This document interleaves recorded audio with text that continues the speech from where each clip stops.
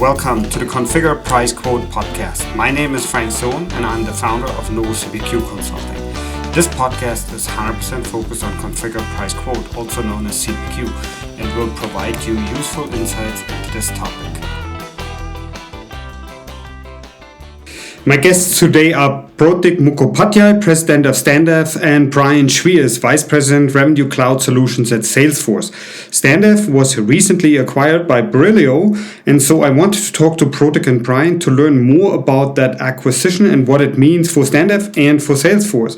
Protik has been on the CPQ podcast multiple times before, and I'm happy to have him back. Welcome back to the podcast, Protik. Yeah, thank you, Frank. And Brion also has been on the CPQ podcast multiple times before. Very excited to have him back too. Welcome back, Brion. Thanks, Frank. Good to be here with you. Then let's start with a question for Protik. So this time you're on the CPQ podcast because you have big news, right? You have been acquired by Brillio a couple of days ago. Please tell us what drove you to sell Standav to Brillio at this time. Hey, thank you, Frank, and good to meet Brion on the podcast. So Standav has been expanding in the Revenue Cloud domain for many years, and we were actually looking to work with a lot of clients, and we realized that we need to bring a bigger and a broader point of view to the table. And if you look at the broader Revenue Cloud, it's under the customer experience category. So when we started having conversations with prospects to merge or to even integrate, we figured out that customer experience and how Revenue Cloud can impact customer experience will be key around CPQ billing and B2B commerce. And that was one of the key tenets of us joining hands with Brillio. We also felt that as a culture and a company, they were the right size for us. They were not a big, like a strategic, but they were also big enough with over 3,000 people where some of the enterprise transformations for customer experience could be enhanced with our Revenue Cloud capabilities. Excellent. Then let me ask Brion. So Brillio and Standav are both Salesforce partners, right? What does this acquisition mean for the Salesforce Revenue Cloud team? Yeah, Frank, it's exciting for me to see these larger traditional Salesforce partners making investments in Revenue Cloud. Whether it's organic or inorganic, I think it's good. It demonstrates that there's a broader market acceptance of our CPQ and billing products and the impact we're having on the market and the Salesforce economy that, makes it viable investment for these larger companies. And in general, do you see more Salesforce partners acquiring each other these days more often because there's so much movement in the CPQ space? Just wondering what you see. Yeah, there's certainly been several recent acquisitions that are similar in nature, and one can only assume there'll be more. As you know, CPQ and billing are generally complex projects that require specialized resources. As a result, many partners in the past have chosen not to make that investment. But as these partners focus their attention on large transformational multi-cloud projects, they're realizing that these projects almost always will include Revenue Cloud. And so it's an area where they must invest. And you see any patterns so far, for example, geographic pattern in North America, Europe, Asia Pacific, anything you can share with us? I don't see a pattern like that yet. I think certainly the Americas are moving faster, but Europe is growing quickly. And so I think you'll see the same sort of activity across the globe related to their overall business scale. Excellent. Then Protik, Brillio may not be a very well-known name in CPQ just yet, right? So please tell us a little bit more about the company. You already mentioned there are 3,000 people. Where is the company located and what CPQ services do they offer? Absolutely, Frank. So let me talk a little bit about their offerings, and then I'll talk about some of the other details. But Brillio has been broken down today, and it'll probably change soon, but they have four key practice areas: customer experience, data, product engineering and cloud operations. So cloud operations is something where somebody will work with a Heroku, AWS, and essentially get applications and business logic in the cloud. Product engineering is essentially partnering up with companies and taking their products to go into market. And data is essentially the core underlining practice, which will have master data management and data engineering. For us, we are part of the customer experience practice, which is the largest and the fastest growing practice within Brillio. And we will be essentially working a lot with the commerce team, which is doing a lot of front end technologies and leveraging the Salesforce Revenue Cloud essentially, because we don't have any other partnerships on the customer Revenue Cloud side of things. So our only CPQ offering in Brillio today is Salesforce CPQ, is to essentially make sure whatever is a customer experience they have, maybe it's AEM or some of the legacy technologies like Sitecore, to complete and enhance them with CPQ. And also if they have Revenue Cloud CPQ challenges, to work with them and complete the closed loop on the middle office. And what is very interesting is they are very focused on high growth areas. So that's why you don't see a Oracle or a SAP practice here. You only see practices that Brillio leadership feels will be high growth in future. And as a company, it started in 2014. That's why we call it is born digital. Most of the leadership, as well as some of the consultants, they lead with a very product mindset approach, because a lot of the product engineering skills started the company and then the other practices came about. And they're also very focused on being agile. So think of Brillio in the same way you would think of Globant or EPAM or a ThoughtWorks or a Global Logic, not as much as you would think of an Accenture or a Deloitte or a Wipro or HCL, right? Because we find those companies as an organization not very agile, whereas we can be very agile and we can take up a lot of smaller projects as well as sort of larger transformations. Then also tell us a little bit about the industry focus. So the industry focus that Brillio has today is essentially broken into four verticals: technology, banking, retail, CPG, and life sciences. And in each of these verticals, they work with a lot of the leaders. So life sciences, they have lots of accounts like Johnson & Johnson and IQVIA. Retail CPG, they work with McDonald's. Banking, financial, they have Silicon Valley Bank and MasterCard. And then in technology, they also work with eBay.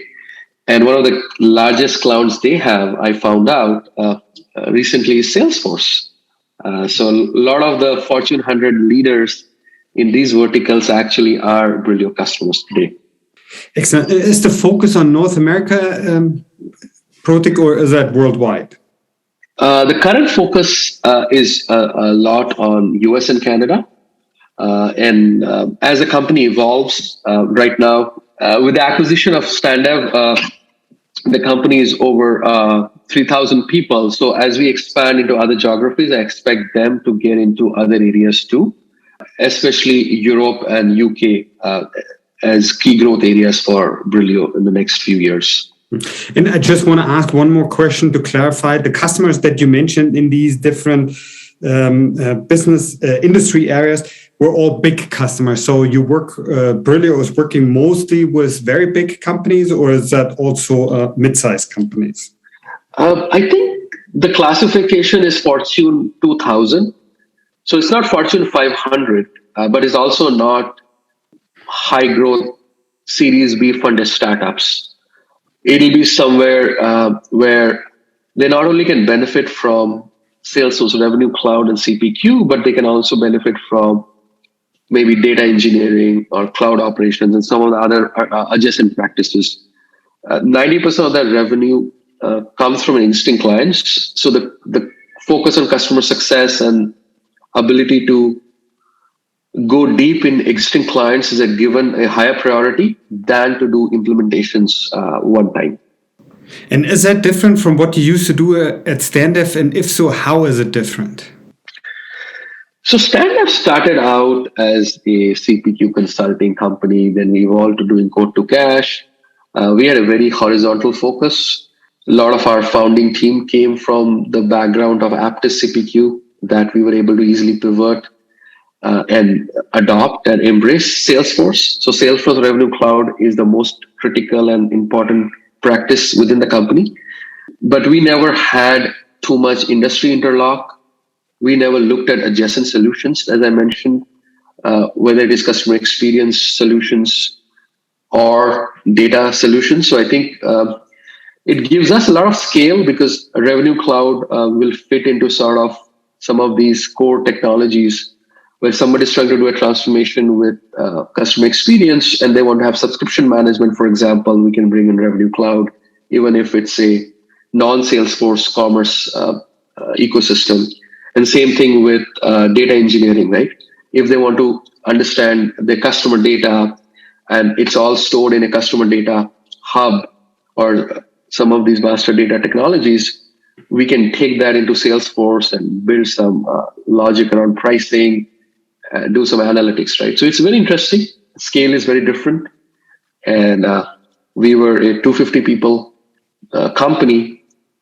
Our Salesforce practice alone is now 450 people. And obviously the company is over 3,000 people, right? So we are talking about definitely adding a lot more value and taking up a lot more complex projects that we wouldn't have been able to do if we were standalone. Brion, when you hear that, right, what do you think? What market changes drive these acquisitions, right? And should we expect more of them going forward from your point of view? Yeah, Frank, we talked a lot about this on our previous podcast that Pascal and I joined you on. And I think the driving change across all these industries is the shift to subscription products and an increased need to sell via self-service channels. This combination is driving more customers to transform their go-to-market motions and distributed sales models and puts our Revenue Cloud offering, as I said earlier, in the center of many of these large multi-cloud transformation projects. And what do you think is the impact to the customers long term? Yeah, I think customers should benefit from the consolidation by having a single partner that can support their end-to-end transformation efforts. One would expect there to be less friction in a project, which should increase time to value if they're able to work with, a single partner that supports all the various, work streams within the program versus separate partners for each. Excellent. So now all these acquisitions also have an impact on the people who work in the companies, right? And there were lots of these acquisitions during this year. What did it mean for the Standav employees? How did they react to the news of the acquisition? That's a great question, Frank. I always joke with my other peer leaders, especially companies similar to Standav, that today hiring and retaining Salesforce talent is a lot more difficult and probably as difficult as retaining customers. And even Brillio leadership shares the same thought process, right? So we are going to be investing a lot in employees. We feel that given the opportunity that is ahead of us, working with key employees, giving them a path to have a career in Standav is going to be key. And now with Brillio, we'll essentially give them a bigger path, right? So employees are definitely excited. I think it's a great way for us to also retain key employees and show them how they can make a bigger impact in larger projects. And most of the employees are definitely concerned about what happens to their reporting structure, what happens to their salaries. And the good thing is Brillio being a bigger company, the benefits are higher. They have a much more rigorous salary ranges that I think we'll have to essentially follow. And most of the people will likely get a raise. And we'll also have to ensure that we have a very good career path thought out for them, not simply around Revenue Cloud, but if somebody wants to have additional skills around AI, ML, RPA, or one of these emerging technologies, and do that along with Revenue Cloud projects, I think they'll get that opportunity that they wouldn't have got So I think it's an awesome opportunity for most of our employees because they don't have any problems finding opportunities, and we have to do all we can to retain them.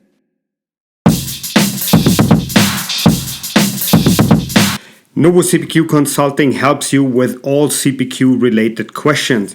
For example, we help customers to find the best CPQ solution for their business, and we help customers analyze their current business process to determine if and where CPQ can help. Here it's important to point out that we are 100% independent and always look out for our customers first. This means for us also that we don't get paid by any CPQ vendor for providing them new customers or for any other services. We are focused on our customers and always provide the best available information to them. We also help system integrators to improve their services, and we offer the only CPQ industry subscription that provides monthly CPQ news and trends. We have many other services, so check it out today at novocpq.com. Send me an email to frank.sohn@novocpq.com to learn how we can help you with your CPQ questions, and keep us in mind when you look for 100% impartial CPQ advice.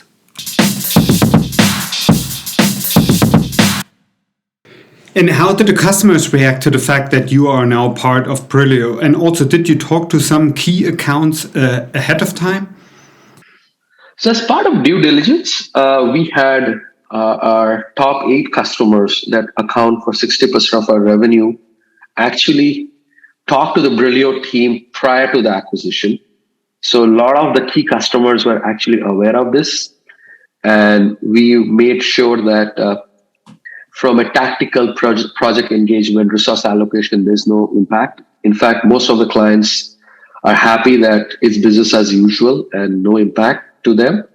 The fact that they can now work on a bigger brand allows them to also assure that attrition, which is one of the key issues in our industry, won't be issue. So customers are definitely happy that we are now part of a bigger brand and we can retain and attract better talent. So they are definitely taking it positively. I think one interesting CIO did tell me that, Protik, now that you're part of Bain Capital, because Brillio, by the way, is owned majority by Bain Capital, don't increase my prices. And I said, hey, don't worry about that because the company is very growth focused. And I think for us, we operate in a world where customers are key and customer success and value is going to be very critical. So that is something we'll have to probably address it along with the Brillio leadership as we look at FY22 and some of the key initiatives. But apart from that one concern that a CIO raised, it's been mostly positive. And Brian, from your point of view, how do customers mostly benefit from these acquisitions? Yeah. So Frank, great question. And I think the primary benefit should be a clarity of mission. And you hear Protik talk about that as well, is that, their focus becomes on specific customer size in specific geo within specific industries. And by having that clarity of mission, my sense is these newly formed partnerships will collaborate on integrated solution designs that are, vertically focused. Project plans will also be unified. And my guess is they'll create new types of IP that will drive consistency in the deployment process. And then another interesting question, Protik, is how long did the actual discussions take, the actual due diligence? That's a good question, Frank. So I think COVID accelerated a lot of these discussions. And if you look at private equity in general, there was a lot of capital that people were looking to deploy. So we started working with the investment bank called Avendus Capital starting of this year. So the actual conversations with the investment bank started in January of 2021. So it's almost like a 11-month journey. And then we reached out to both strategic buyers and private equity themselves. And by June, we had a really good feeling about the deal. And then sometime in July, we signed a LOI with Brillio. And then the due diligence and other activities sort of kicked in, and by November is when everything became more formal. So end-to-end, the entire process, signing up the investment bank, talking with potential as partners, and then getting an LOI and eventually signing the LOI, completing the due diligence. It took us close to 1 year. Excellent. Yeah, it's different for everyone, right? So for some, it's a little bit shorter, for some, it's a little bit longer, but that's interesting. Now, looking forward, what do you think you can do together that you couldn't do by yourself? So, and looking especially forward to the next 6 to 12 months, what do you think that is going to be? So we were very excited recently with this Dreamforce announcement on subscription management and having headless subscription management, right? So if Standav alone was going to be involved, I think it would have been difficult for us because we don't do typically commerce or these kind of projects that often, right? So by partnering up with Brillio, for example, we can now take some of their clients that are trying to go to subscription, but want to use some of the legacy infrastructure for customer portals to essentially leverage the benefits of subscription management, right? So that's one kind of a small tactical 6 to 9 month roadmap that I see. But on the bigger front, right, I also am very excited to see the collaboration with the data engineering team. If you look at how other customers interact with CPQ or quote to cash, we always see ERP systems and CRM systems coming into play, but the real work is a lot data intensive. And when you talk about Fortune 2000 companies, they are not going to be implementing a CPQ or quote to cash system for the first time, right? Most of them will have some form of legacy system, either homegrown or some legacy vendor. So as we work with them to transform them to self-subscription, to migrate to newer business models, to monetize the data they have, I see a lot more partnership with the adjacent Brillio capabilities that we wouldn't have been able to do, especially with the data practice, by which we can look at data patterns. We can actually take some help and do data governance, data cleanup, make the readiness of some of these critical transformations much more seamless, right? So some of those things are going to be available to us, which Standav alone wouldn't be able to do. Yeah. And Brion, what opportunities do you see for companies like Brillio in the next 9 to 12 months? Yeah, Frank, I think it comes down to industry focus. What we've seen it over the last couple of years that these transformational projects are happening in every industry, and deploying CPQ and billing solutions certainly have industry specific nuances. So we go from partners that exclusively worked on CPQ projects in any industry to larger partners that are more focused on these large scale transformations within specific industries or sub industries. And as they do this, like I said earlier, I think they'll develop accelerators for the repeatable patterns that they see within these industries that they serve, increase value to their clients. And that should result in more predictable revenue streams and improved EBITDA for the partners and also for the customers they're serving. Then one question to you, Protik. How are you planning to measure if the whole acquisition is successful? Do you have any KPIs or metrics that you can share with us? Yeah, I mean, I can't be too specific, but we have built out a 3-year plan, working with the corp dev team, the leadership team, as well as some of the Brion operating leaders, of how we will be growing the practice. And also having a margin growth. And those are kind of industry benchmark numbers that we have built out for the next 3 years. We've also identified some key focus areas, especially in the telecom, high-tech TMT vertical and the life sciences vertical, alluding to the fact that Brion was mentioning, right? Those will be the key accelerators that we'll be developing. So adoption of the accelerators will be one of the key KPIs in those industry verticals that we go to market with. And then eventually, just like we have employee and customer satisfaction, I hope we can retain the similar level of satisfaction. I think that will be a key benchmark for us in the next 6 to 9 months to make sure that that is a success for all of us. And all of us have signed up to focus on the growth. None of the partners or the original founding team from Standav is taking a break. Everyone is going to be continuing in a newer role. So as Jeff Bezos says, right, it's day zero for us every day. So we'll probably have to do that. And I think KPIs are going to be similar, but now a little more aligned with industry verticals and some solution acceptance, along with keeping revenue and margin for the bigger company, along with our practice to be similar. Yeah. Very interesting, but unfortunately, we're coming to the end of this episode. Hence, my last question: what's the best way for interested listeners to contact you in case they have any follow-up questions for you? So, Frank, I'm active on LinkedIn. Love to connect with your listeners on LinkedIn, as well as recently wrote a book on enterprise sales systems. So if anyone has any interest for your listeners, I'm happy to give it for free, the Kindle version. So if they can email me, I can send them a free Kindle version of my book. Very generous. Thank you very much for doing that, Protik. What's the best contact information for you, Brion?